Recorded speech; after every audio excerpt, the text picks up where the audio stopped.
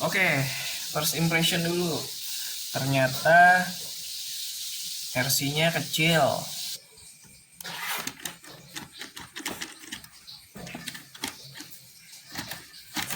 Kalau yang depan tuh jarak travelnya lumayan jauh, soknya gitu loh. Jadi kalau mau diceperin dia bisa celup. Cuman kalau dia celup, bannya pasti mentok di fendernya gitu. Baterainya 3,7 volt.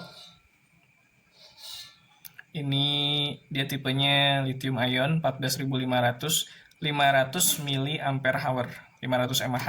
Jadi kalau ngecas ininya juga ternyata outputnya cuman 3,7 volt dan 500 mAh, setengah ampere lah. Jadi kalau ngecas ini penuhnya kurang lebih sekitar 1 jam gitu. Dalam pembeliannya kita dapat obeng ini buat buka baut di sini. Terus kita dapat rangka buat di sini, nanti bisa dirakit. Terus kita dapat tempat aki mungkin. Terus ada stiker. Bahkan kita bisa bikin ini loh. Kita bisa bikin plat nomor sendiri. Ini ada huruf-huruf ini, cuman hurufnya putih, nanti taruh di sini. Oke gitu. Terus ini stiker-stiker buat background lampunya. Ini lampu sen belakang merah oranye. Ini mereknya CXD gitu. Kalau dibanding sama WPL D12 ini jelas lebih kecil ya, bahkan dia bisa dinaikin ke baknya D12 yang skala 1:10 gitu. Terus ini kita juga masih dapat spion, terus ya peritilan kayak wiper gitu. Lanjut ke dinamo. Dinamonya pakai tipe 130. Kayaknya standar banget. Jadi nggak ada kenceng-kencengnya gitu loh. Dan kalau mau dibikin kenceng mesti di-upgrade dinamo. Beberapa YouTuber tuh ada yang udah upgrade dinamonya pakai dinamo WLToys K989 atau WLToys K969. Itu kayak plug and play sih, dari dicolokannya kelihatan gitu. Ini bannya kalau buat main di indoor, terus main di lantainya habis dipel, nggak ada ngedriftnya. Ini bannya sangat-sangat, gripnya sangat-sangat bagus, jadi ngegigit banget. Yang ada kalau lagi lurus terus tiba-tiba kita belokin patah, mobilnya kebalik gitu, karena tinggi mobil sama lebar ban sama bobot nggak imbang. Ya namanya mobil pickup ya kan, nggak dipakai buat ngedrift, walaupun ini katanya bisa dipakai buat ngedrift. Dan ini penggerak roda belakang.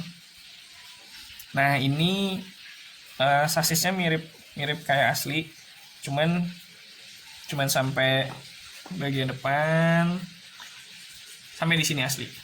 Di sininya udah beda karena ini sistem gearnya udah mirip-mirip kayak gear Tamiya ya, kayak remote quick drive lah gitu. Walaupun ininya full proporsional, jadi bisa ngegas pelan-pelan, bisa belok sedikit-sedikit.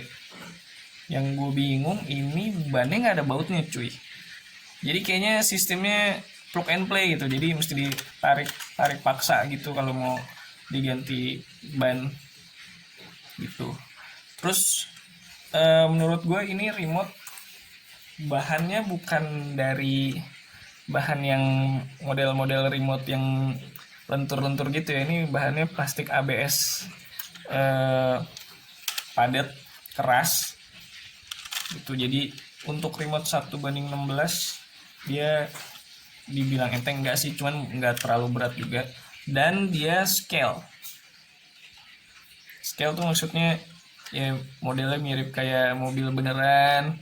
Terus ada detail-detailnya, ada wiper nanti, terus ada handle pintu, tempat sen, ini spion, di dalam ada setirnya, ada persneling ada tongkat persnelingnya tuh gitu, terus ada dashboardnya, ada joknya.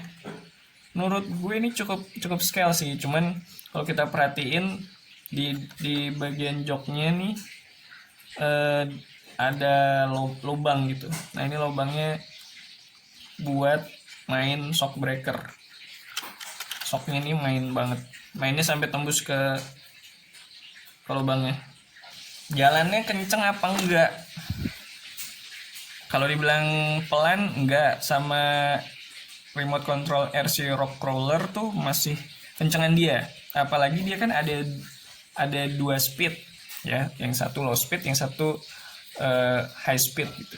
Nah yang low speednya itu kalau yang udah gue kulik, gue cari tahu itu bisa tembus di 5 atau 6 km per jam. Nah ketika dibikin high speed itu bisa tembus di 9 sampai 10 km per jam.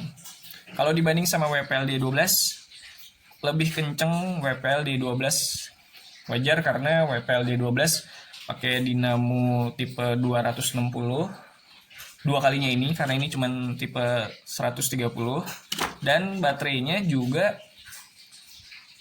WPLD 12 pakai 7,4 volt, sedangkan dia cuma pakai 3,7 volt. Nah ini kayaknya kalau mau dibikin ngebut bisa diutak-atik dari baterainya. Baterainya bisa diganti ke 7,4 volt. Nah ini untuk colokannya dia pakai colokan XH 2,54. Tapi kayaknya kalau kita perhatiin nih kayak agak-agak mirip sama soket JST yang merah ya. Itu jadi kalau nggak mau ribet sih beli baterai 7,4 volt pakai soket yang JST yang merah. Terus dari sini nanti dibongkar, digunting, dibikin pakai soket JST juga gitu loh.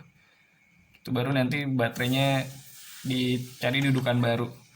Gue yakin sih dengan cuman upgrade baterai dari 3,7 ke 7,4 ini akan jadi jauh lebih cepat, bahkan jauh lebih cepat dibanding WPL D12 gitu.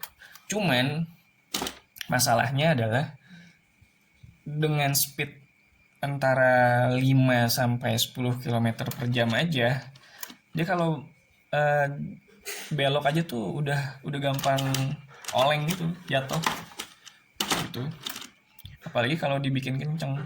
Kecuali ini rodanya dibikin pakai ban drift di 4-4-nya. Jadi dia nggak gigit banget gitu. Jadi dia bisa ngepot.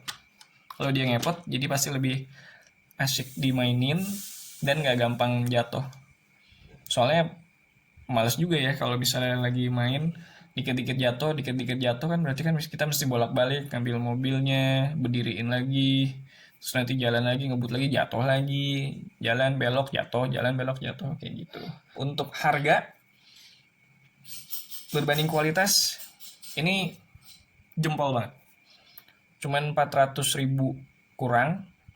Bahkan kalau di judul YouTuber lain mungkin akan ditulis 300 ribuan, tapi udah full proporsional dan scale gitu loh.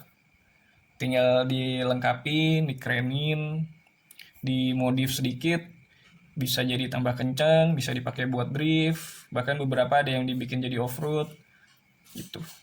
Kayak itu first impression gue. Kalau suka like, kalau mau nanya komen, kalau mau beli mobil ini boleh kok, ini juga gue jual, nanti gue kasih linknya gitu. Ini cuman gue unboxing, tes jalan, gue review sebentar, habis itu pasti gue jual lagi. Oke segitu aja. Assalamualaikum warahmatullahi wabarakatuh.